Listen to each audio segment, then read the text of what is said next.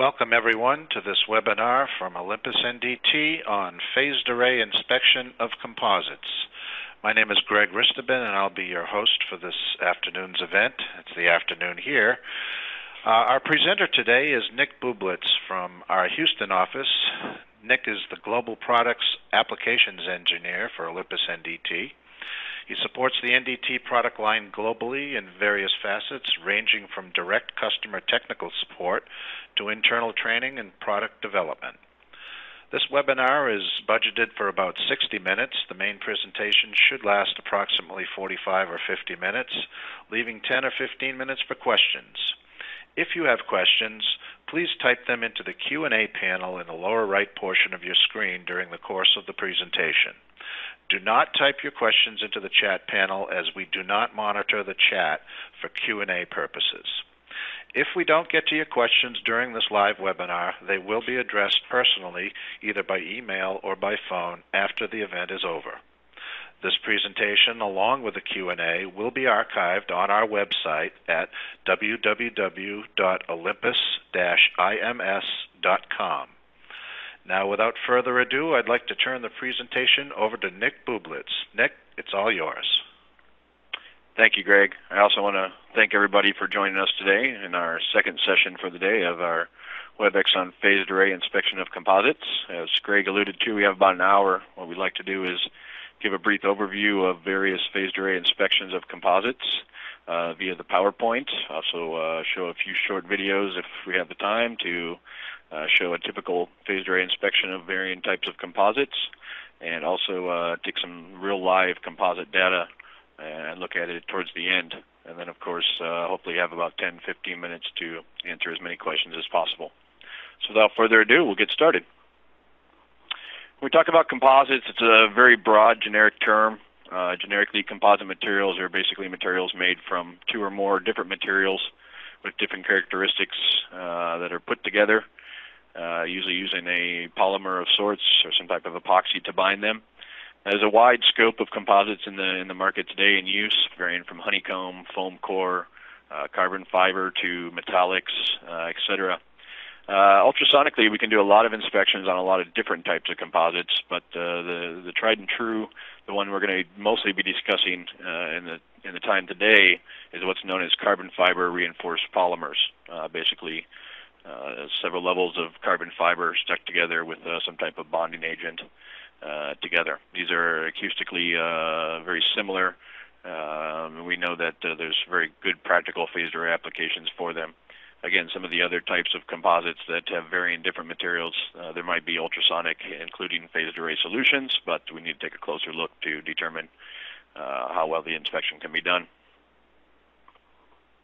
So we look at why we use composites today to start. Well, composites typically are thought to have a very high strength to weight ratio. So with a lighter weight, we can have a very strong strength similar to metallics. It's rigid, also very low density. One of the key benefits versus some metallic building structures is it's highly corrosion resistant to chemicals as well as water. And it also experiences a low temperature expansion, so things like aircraft that need to go through varying temperature climates, there's not a lot of expansion and contraction that happens within the composite material. The main reason we tend to use these type of materials today in engineering is to save money. That can be translated from the lower weight, fuel savings. It could be less maintenance because it's corrosion resistance or less subject to damage or fatigue. And it also is usually subject to a very long life. So we find when we use composites, there's often less maintenance and less cost associated with it over a long-term period.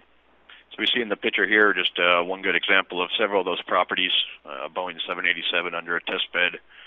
It's a little hard to see, but when we see the wings are stretched quite fully to a large extent to try to duplicate some of the stresses it might go under flight.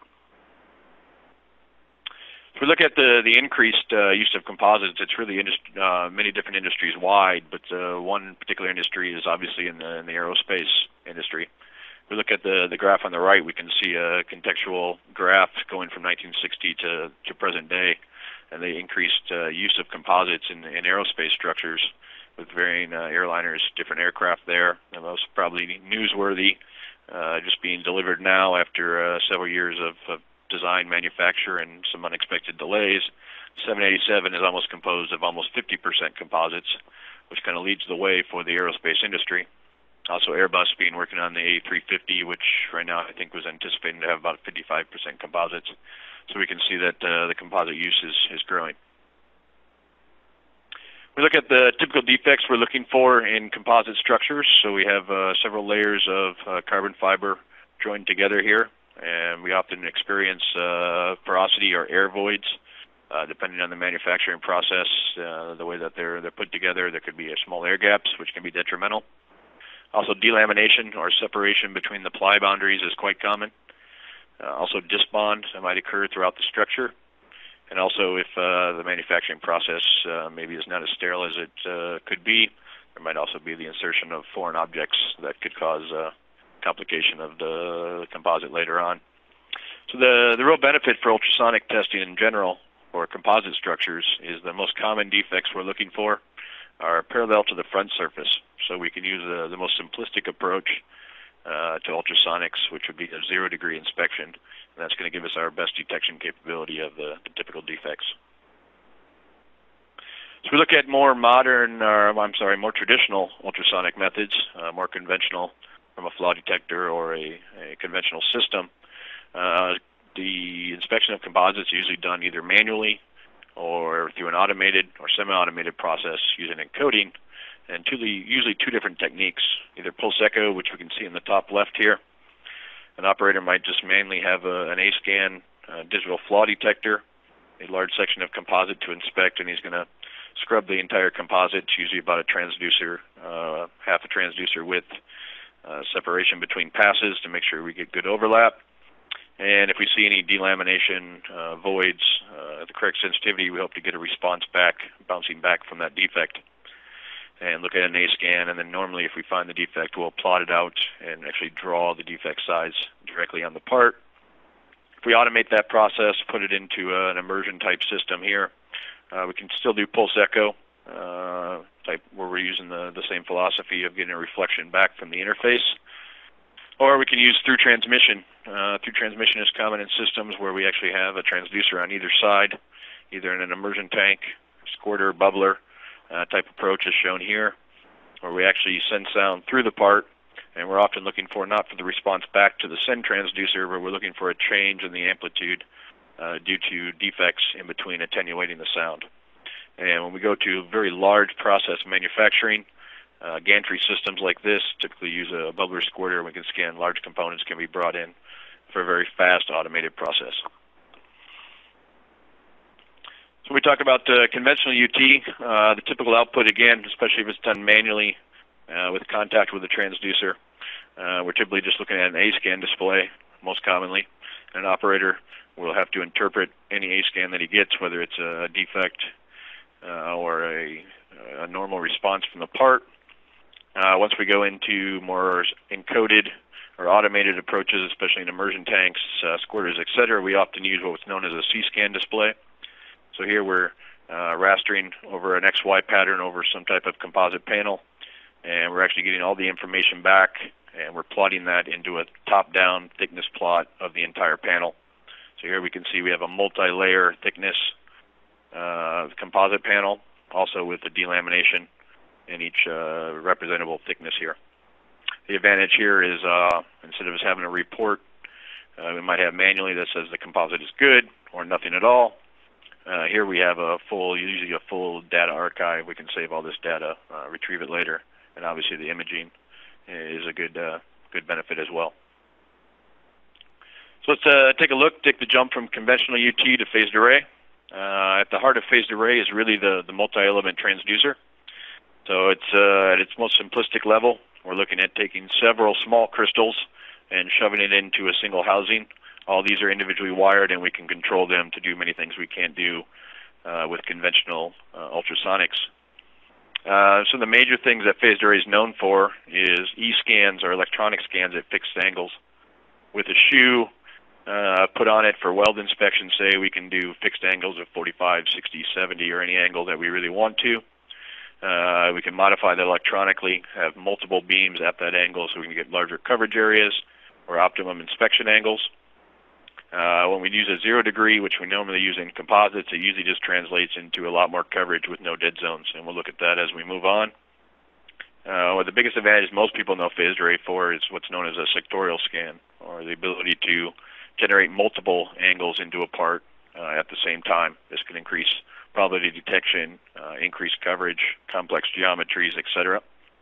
And then also, with that benefit, we get the benefit of some advanced beam control, including focusing at different areas. There's some limits within the physics, but we have much more flexibility than conventional ultrasonics without having to change transducers to get a new focus. So on the bottom right, we can see just some of those different things we can do with the same probe with phased array, just electronically telling the software to do different things. Here we have, say, a 45-degree angle, multiple beams being rastered to the probe. Here we have 0 degrees being rastered to the probe, multiple beams. Here we have a 0-degree wedge, but we're actually sweeping from, say, -30 to 30 degrees. Here we have a shear wave wedge, and we're able to say maybe 35 to 70 degree shear wave. And here we're focusing at a defined depth, in this case, to maybe inspect that area at that given depth.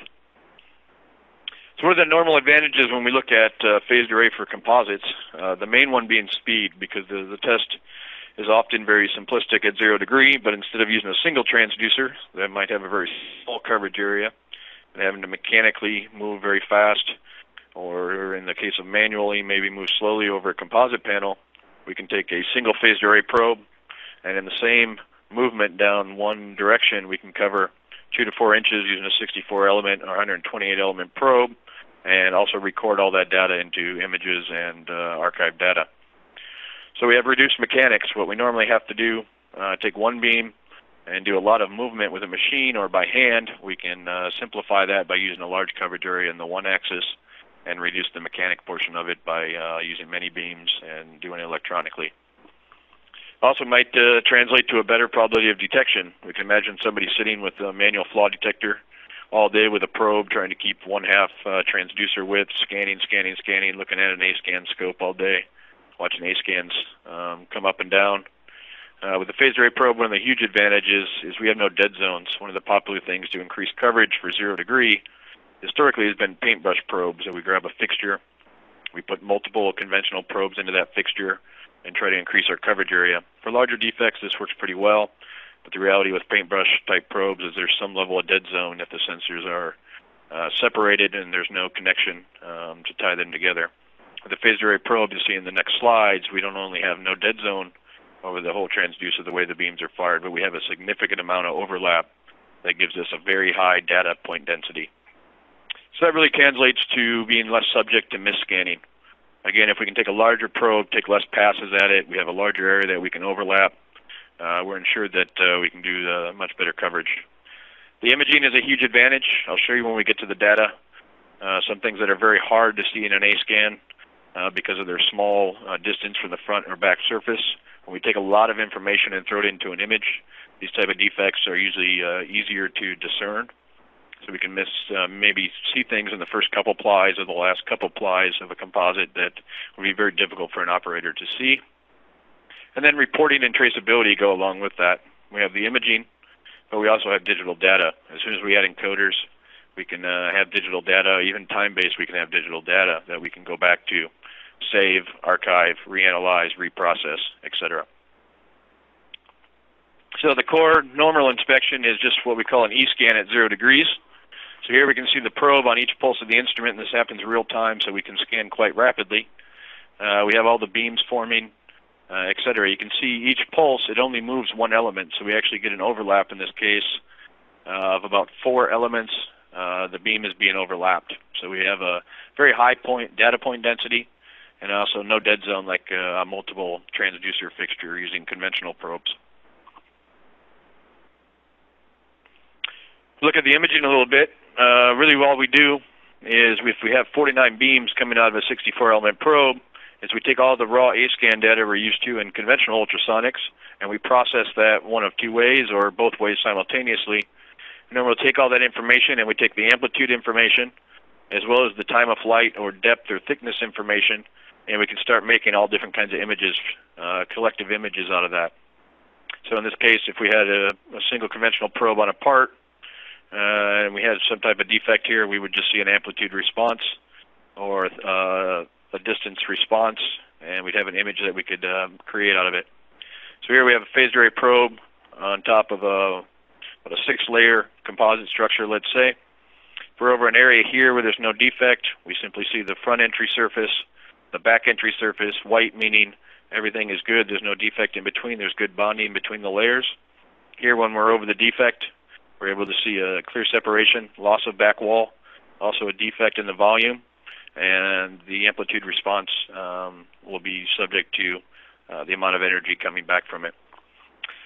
So with manual scans, often what we do, if we don't want to use encoders, we just use a large phased array probe. We'll scan and look at an image similar to this until we see something of interest, and we can go collect all the information about that defect like we would conventionally, but with the advent of imaging, we can make reports with those images that give a much better clear picture than just a report saying the composite panel is good. Really, the real advantage of phased arrays starts when we start doing encoded scans, meaning we have one or more encoder. And typically there, we look at what's known as a C-scan image. So we're going to look from the top down, like when you design a house and you're plotting out the rooms, the design of it. We collect all the information and make a very collective view of the entire scan. We'll see that in the next couple slides. So here's a typical setup using encoders and C-scans. We can often look at variant information. So we have amplitude data here. We gauge a certain region, and we can get all the amplitude response back from it, plot an image. So we have a multi-layer composite here with some layers in between, and delaminations are showing up based on their differing response than the back wall. And more common is we often use thickness information.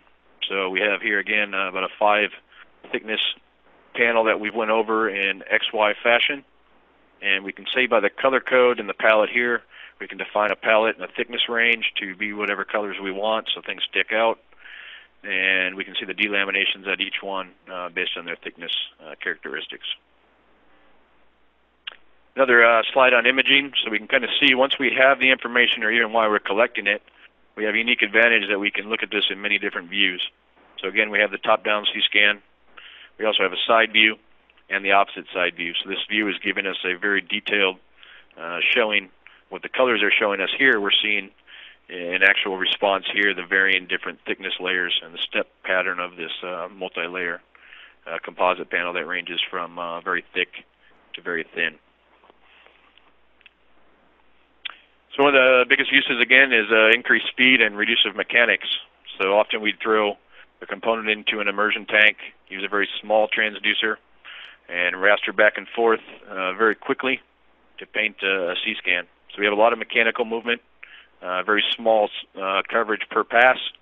We take a concept of using a very large transducer, and instead of moving in this axis, we electronically move in the many beams in this axis, and we can take a single swipe and cover that same amount of area with the same data output with a lot less mechanical movement. So there's different ranges of phased array instruments. Again, the benefits start on just the manual level.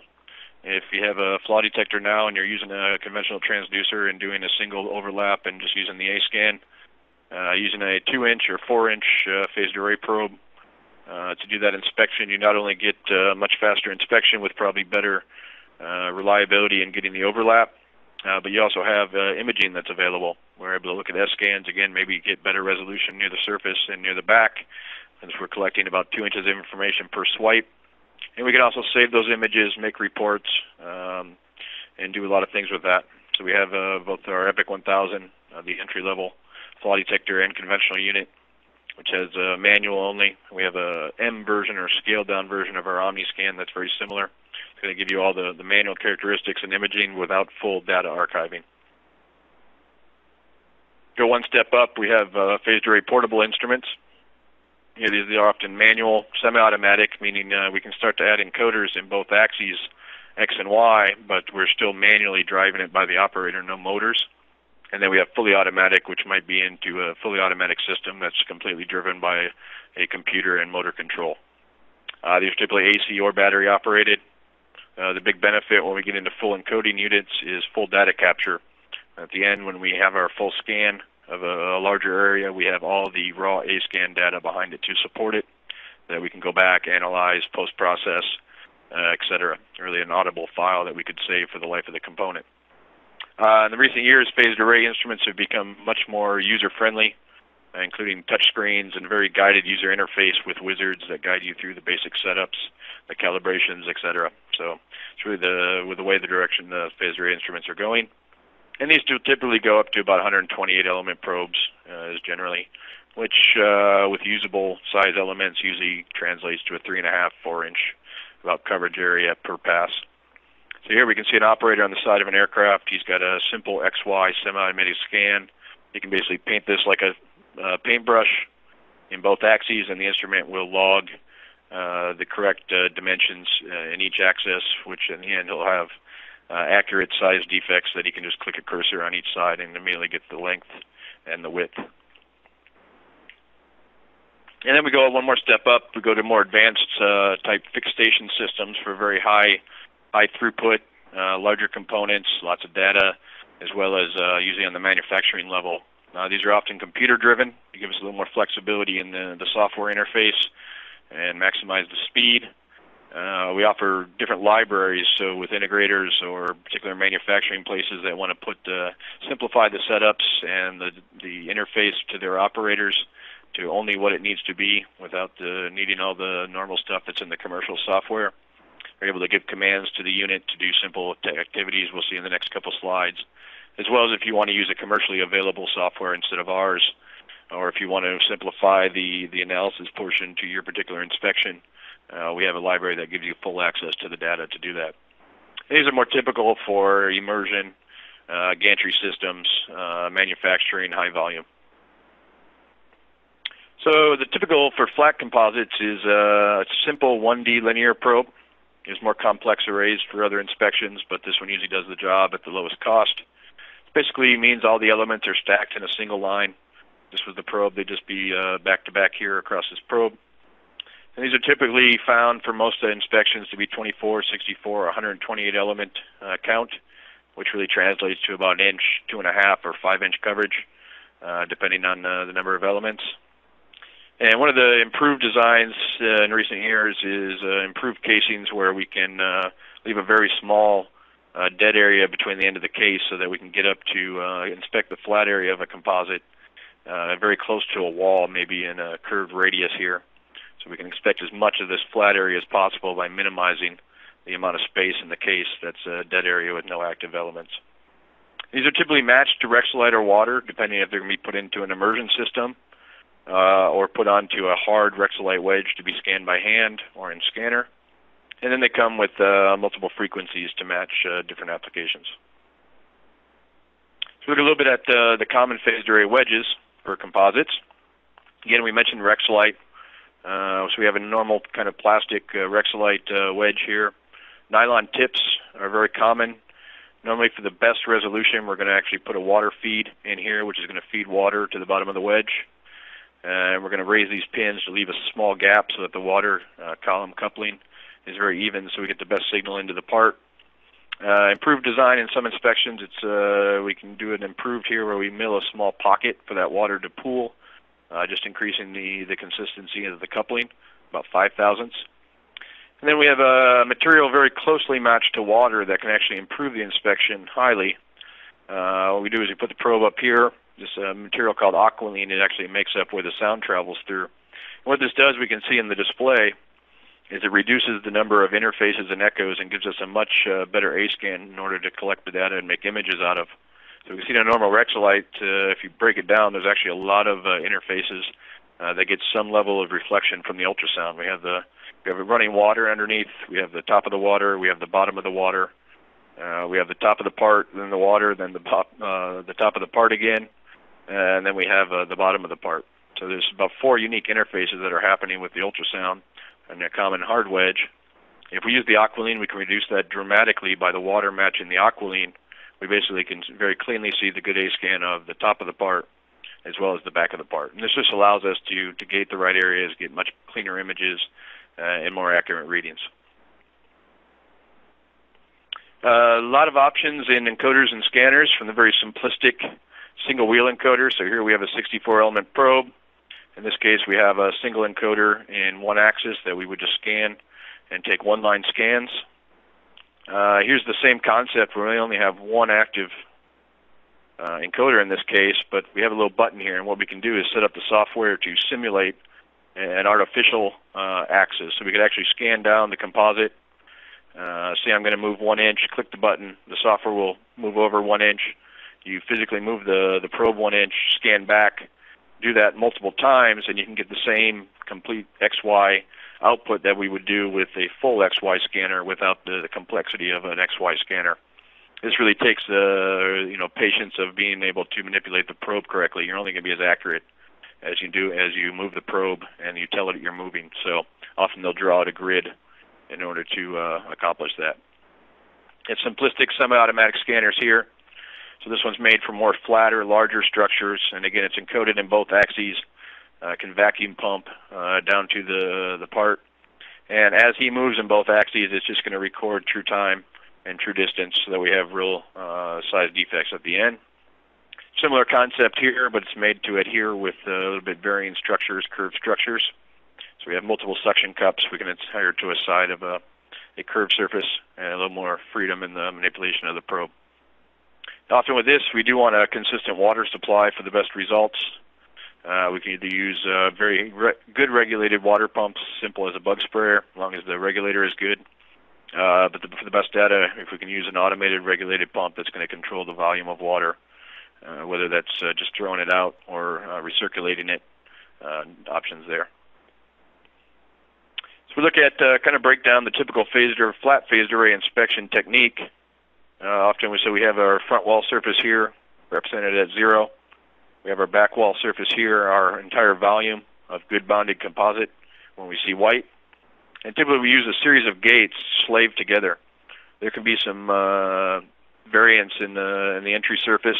We want to make sure that this gate is always monitoring the correct area. So what we do is we have an interface gate that we slave our other gates to. So if there's any shift in this front surface, the gates will follow at a consistent distance with this gate.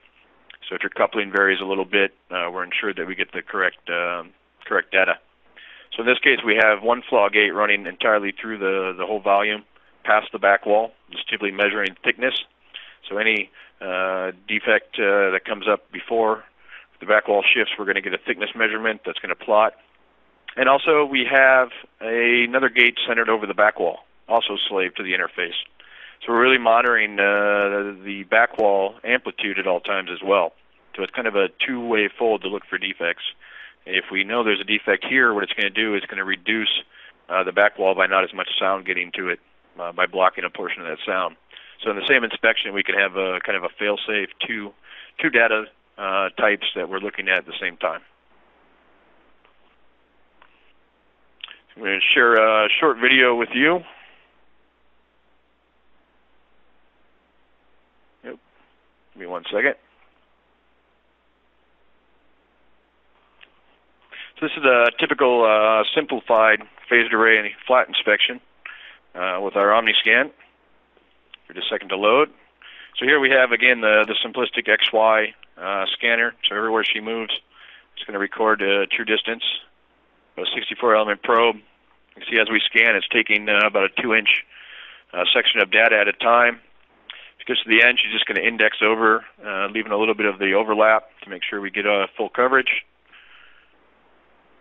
Lock it back in and scan back down. We're printing a true XY plot of the panel here as we go. It's a little difficult to see in the image, but we have basically multi-layers again, and we have the delaminations coming up where I'm pointing with the mouse. You can also see the delams as we go through them come up here in the S-scan. We have the top, bottom surface.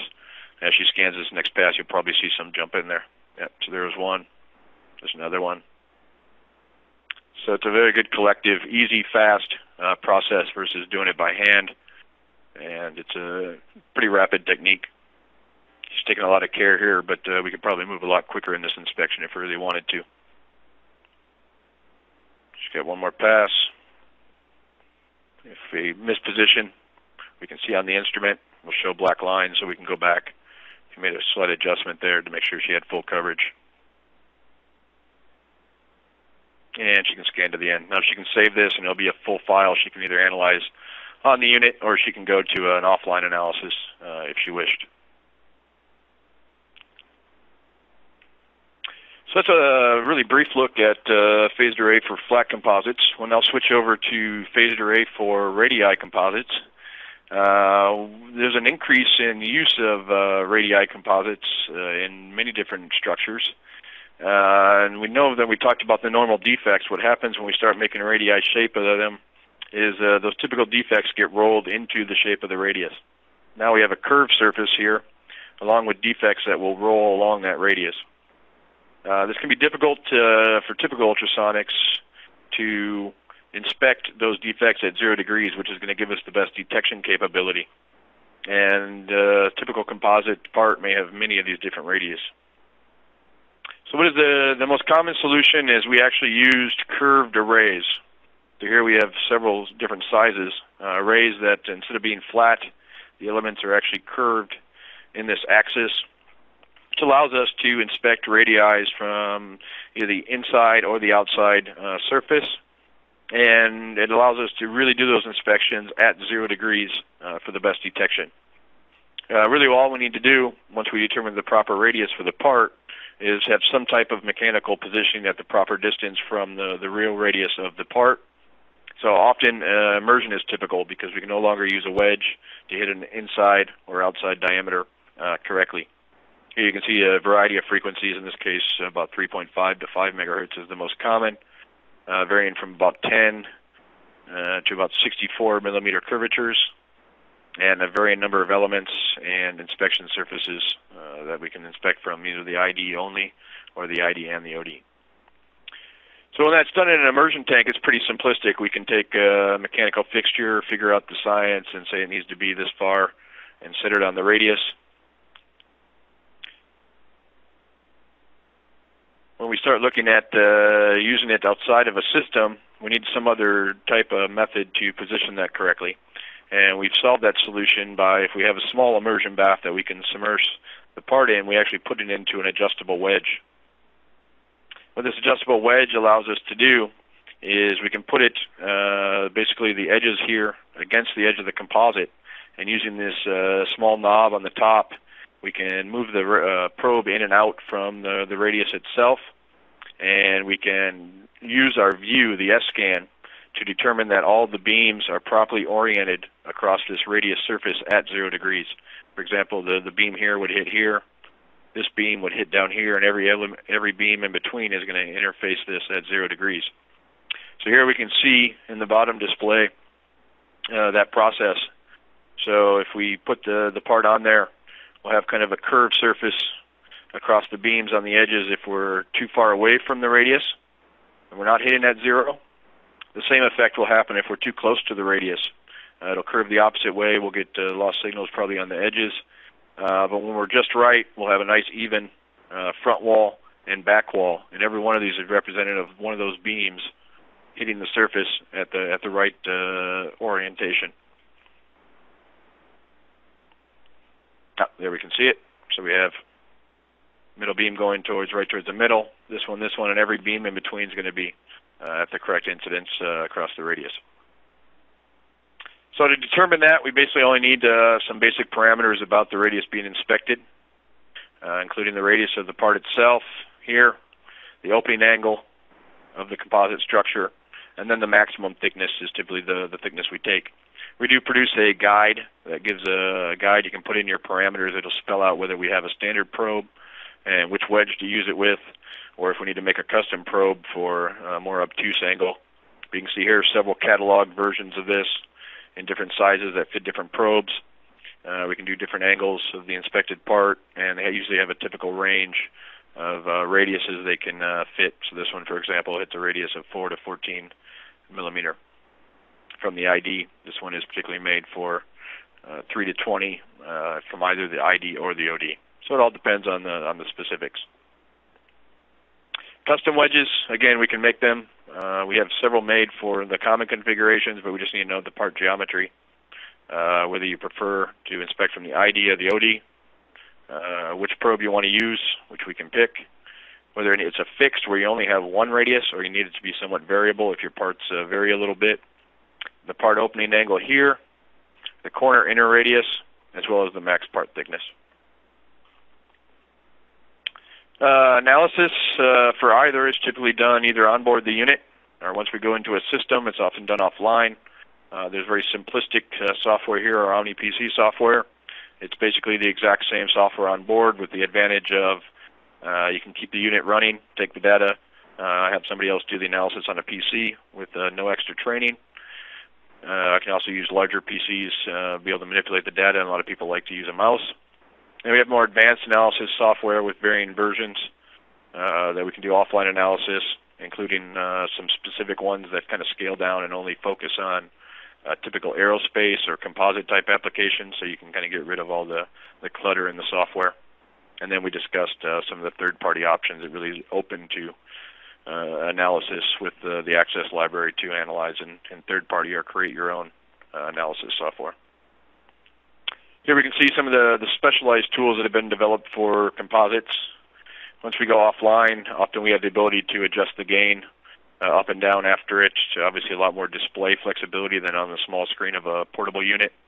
Often have more gates we can play with, which helps for complex structures. We can recreate different C-scans once we have the data collected. Signal-to-noise ratio tool, often there's to do the best accuracy of determining defects. There's often, especially porosity, that type of defect.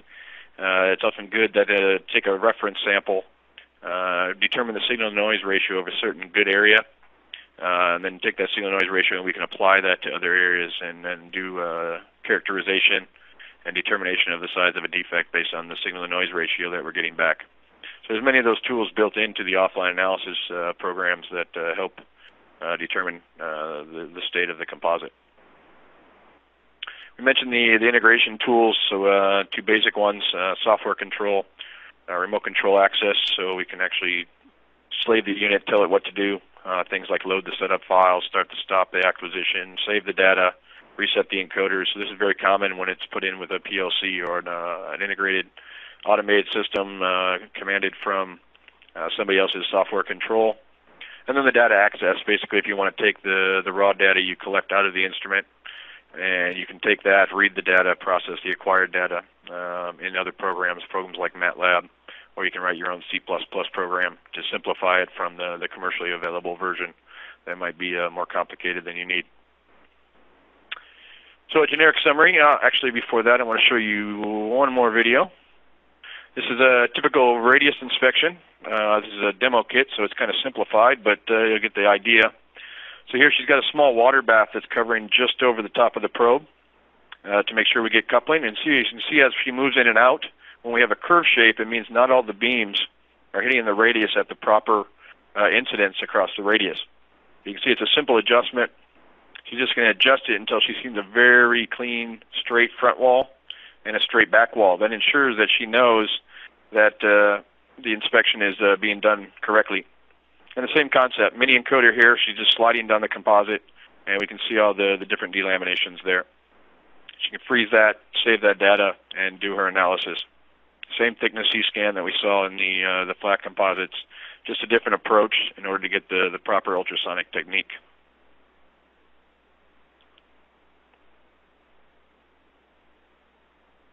Yep, there we go. So basic summary, as we know, composites are becoming wider and wider used across many industries. Phased array is a pretty simplistic way to speed up and improve these inspections. There's a whole variety of economics and technique that a phased array can be applied, from manually to semi-automatic to fully automatic systems. It's a very proven and accepted inspection method for composites. It's written into several key aero and other industry inspection techniques. Excuse me. Olympus NDT and other NDT companies have optimized tools for the inspection of composites. Many of them have been developed working with major composite users and manufacturers. And typically phased array for composite inspection is a lot simpler to apply and operate than some of the other industry applications for phased array, like weld inspection, component inspection, etc.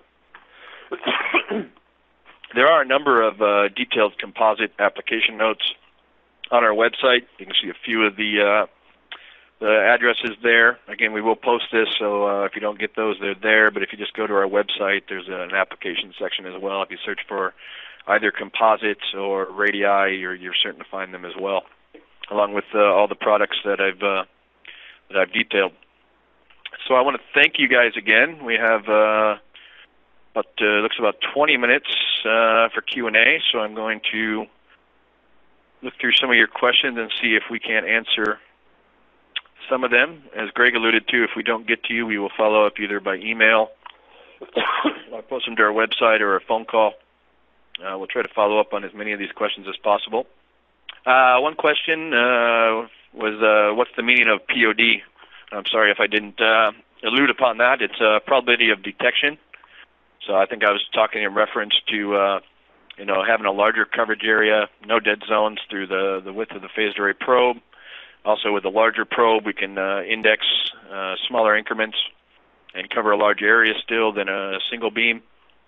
So we really have a better chance of increasing the probability of detection of any flaw. And also with the imaging, it's much easier there too. Before I answer a few more of these questions, actually, I'm sorry, I want to show you. This will answer a few questions anyway. The typical data set. So here we see some data that's been collected in X by Y format, multiple passes, and now it's brought into my analysis software on my PC. We have the top-down C-scan here, and we have a side view of the B-scan, and then we have an A-scan, which is representative of any single point. We have the raw A-scan data. So we can see here, if we position our data cursor at any given line of data collected, we can see all the different views. This is color plotted by the thickness, so we immediately know the depth of that delamination. We can correlate that to which ply it's in. But here is a good example. When I talk about if this is good surface, normal surface, back surface, and an operator is just manually scanning, looking at an A-scan, this type of defect that lies at the first ply, which is right here, can be very difficult for a conventional operator to ascertain with only the single point A-scan to look at. Here we have a very clear loss of back wall, and we also can see it because we're collecting several A-scans of it here. We can see it very clearly in the image. So this is one way that we can clearly take advantage of and increase the POD, is by collecting more information and looking at the imaging. Here we can do this in many ways. Yes. Nick, this is Greg. I'm going to interrupt you. I'm not seeing what you're describing right now. I'm not sure where the slide is that you're looking at. Okay, I'm sorry. Let me see.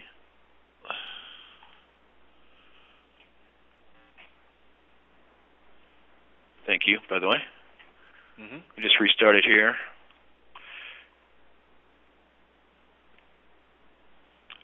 I mean, I've got the slides up here, and I can flip them if you need me to. Just point me to the right direction. Let me just, I think I got it.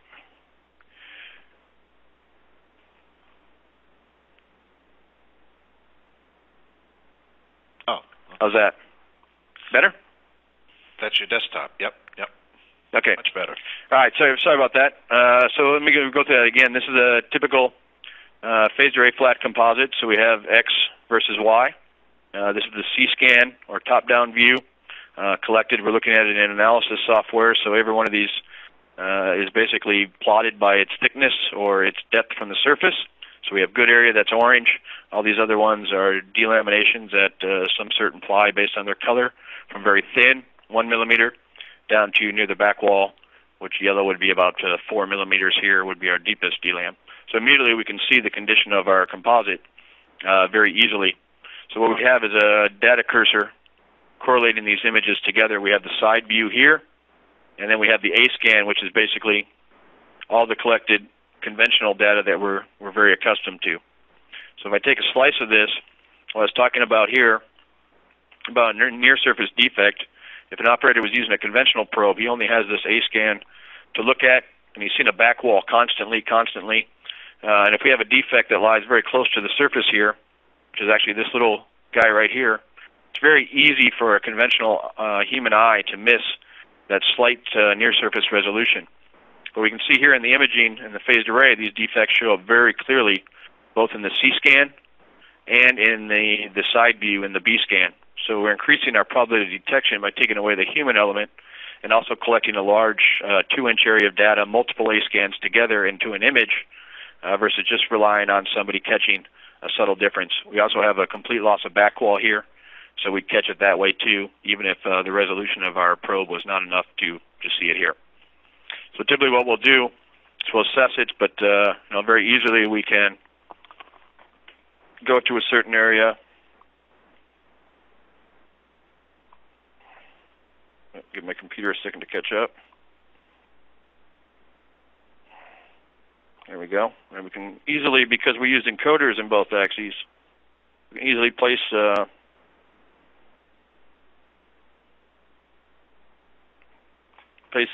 measurement cursors and get measurements like here for the length. So we know we have a delamination here. If I put that on there as well, I have its amplitude. I can get its depth from the surface. I can determine which ply it's at there and how much of an area that's taken up by the defect. From here we can take this, we can add it to reports. So we have what we know is a defect table. Very simply, we can go through to each one of these, and once we have it as we want it, we can just add those defects. It's going to give us whatever associated readings. So at the end, we can have one file with a list of the start and stop of every delamination, how deep it is, how severe an amplitude, etc. So basically, we can have the full analysis criteria. Pretty simple, pretty rapid for these type. Another benefit being we can also post-process different information. So if a gate wasn't exactly in the right place, we can actually take and get new images, new data afterwards without having to redo the inspection. So once we have all the A-scans, it's very flexible. Back to there. Oop.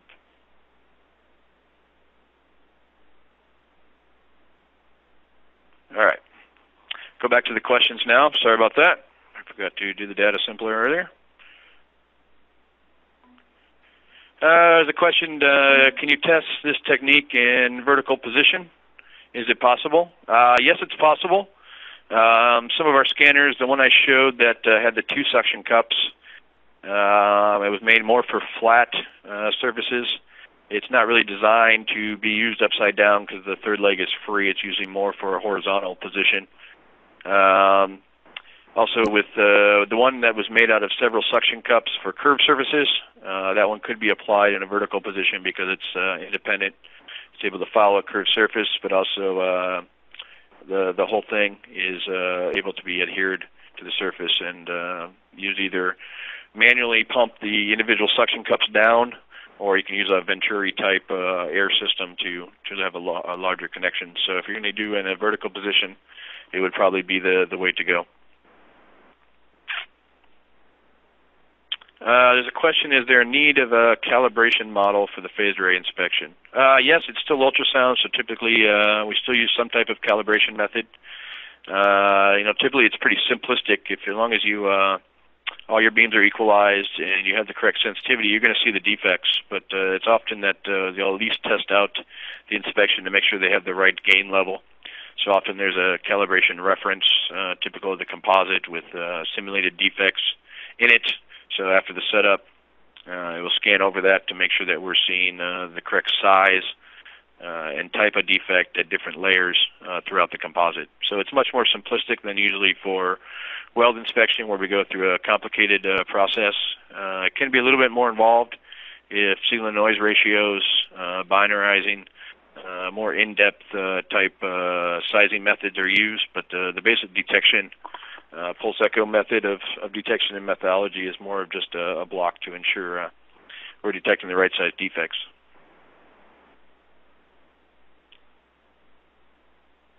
Let's see, a few more questions here. And a few where I'm going through some that has had problems with the broadcast, so I'm trying to find the specific questions. No dead zone on a phased array probe. Okay, please explain. I'm normally talking about what it might be confusing is a dead zone in the ultrasonic axis or the up and down axis.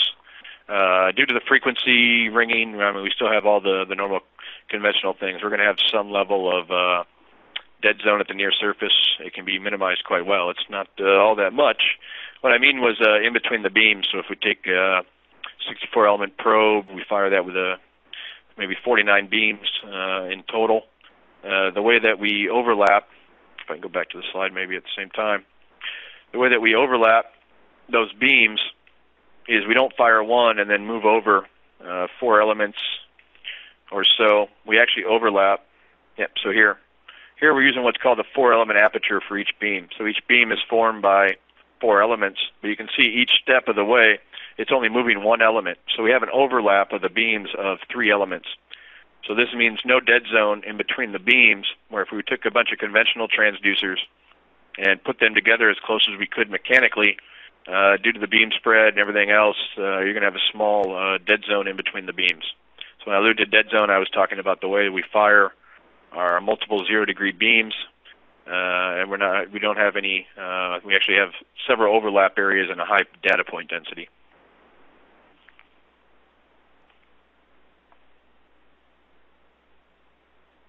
The question: do all phased array transducers require a wedge, even the 0-degree inspections? No. The common off-the-shelf ones, like I said, are usually matched to Rexolite if you want to use a wedge. And the reason for that is it helps to have the water feed in the wedge to ensure it gets the proper coupling, and also to protect the face of the transducer. We can make simple wear faces that fix on the top of the probe, or we can make a probe with a wear face on it that is matched to whatever coupling you're using or whatever surface. So there's a lot of options, but the commercially available, simple off-the-shelf stuff usually requires a wedge, unless it's in immersion. If it's in a full immersion tank where you're mechanically holding the probe some distance from the part itself, there's no shoe or wedge that's required with the flat or the radii composites. It's just a matter of using the water as the couplant and no wedge. So I hope that answers that question.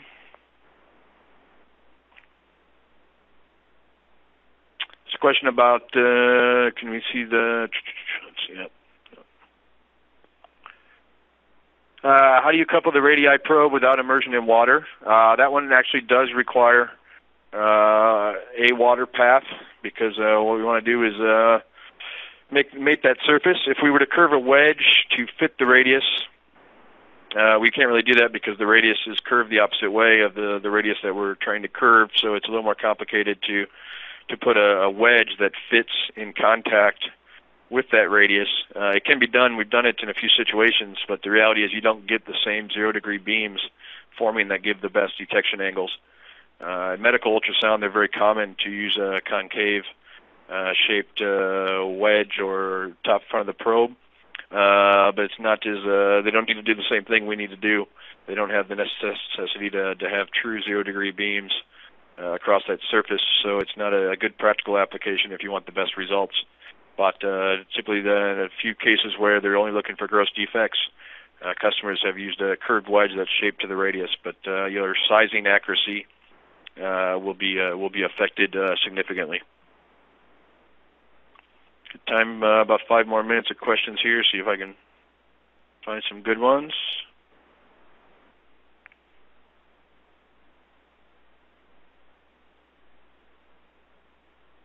The question about more of an instructional on the 1000i, we'll answer that offline.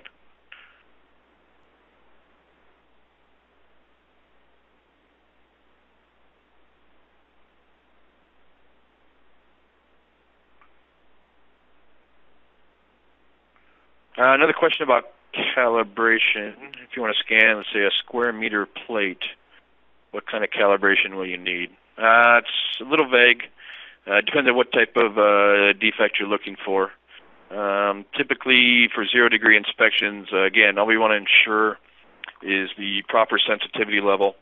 So normally we'd want to, at a minimum, if we know our minimum defect size, mock it up as close to representative of what we're trying to find with artificial defect, and do a run over it and make sure that we see the type of defects we're looking for as easy as possible. So the calibration for at least a 0-degree plate like that should not be all that difficult. It's just a matter of ensuring the proper sensitivity.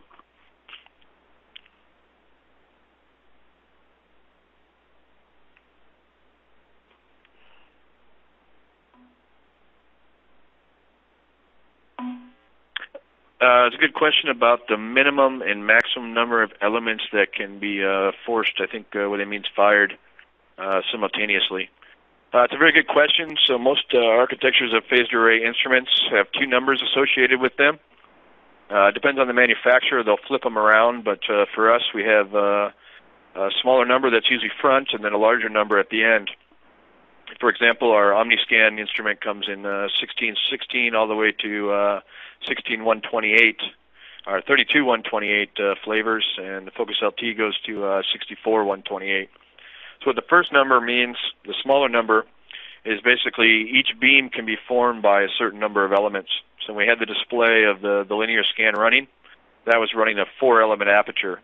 Each 4 elements were green at a time, meaning each 0-degree beam was being formed by those 4 elements, firing a 0-degree beam together.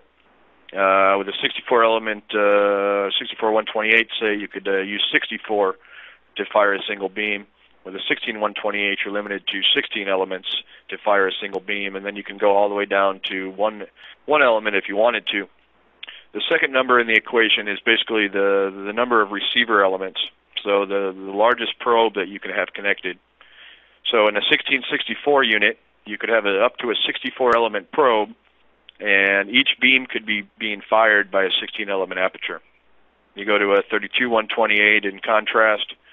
Again, you could have up to a 128-element probe, or even 2 64-element probes, so the total number of elements. But again, each beam is going to be formed by a total of 32 elements. It's also a very good phased array tutorial on our website. If you want to learn more about the basics and the nomenclature, etc., I invite you to check it out. The website's there on the slide that's showing now. Probably time for 1 or 2 more questions here.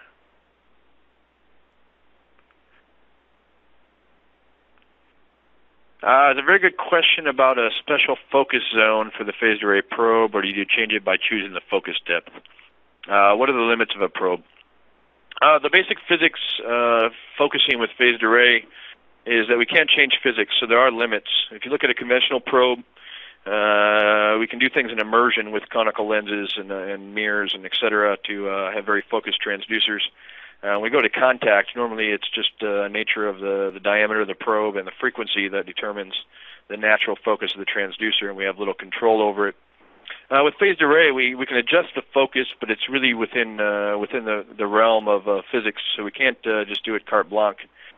So there's a basic calculation. It's very similar to the conventional one, except for we have to take into effect that the total probe now being formed, say 16 elements firing, is rectangular versus circular, so you adapt it for that. And you can determine the useful focusing range of how you have your phased array probe set up. It's going to depend on your aperture size. That could vary, whether you're using a 4-element aperture and a 64-element probe or using 16 or 32. You have to do the calculations to figure out the range. But then it's just a matter of changing it in the software. But typically for composites, unless there's some unique, if it's uniform, we normally want to stay unfocused so that we're looking at the entire part without any special interest in one area.